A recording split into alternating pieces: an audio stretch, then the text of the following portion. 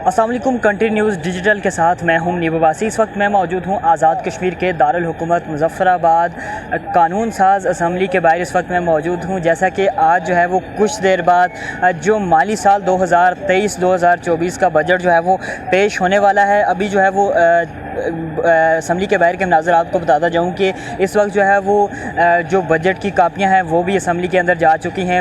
جو ممبران اسمبلی ہیں وہ بھی آہستہ آہستہ جو ہے وہ اسمبلی کے اندر جو ہے وہ پہنچ رہے ہیں، اور اس کے ساتھ ہی جو سیکیورٹی کے انتظامات بھی جو ہے وہ بھی کافی سخت دیکھنے کو مل رہے ہیں۔ اس وقت جو ہے وہ اسمبلی کے باہر میں موجود ہوں۔ اب سے کچھ دیر بعد ہی جو ہے وہ جو اجلاس کا باقاعدہ جو ہے وہ آغاز کیا جائے گا۔ جو ٹائم ہے وہ 11 بجے کا دیا گیا تھا، لیکن ابھی تک جو ہے وہ یہ اجلاس تعطل کا شکار ہے۔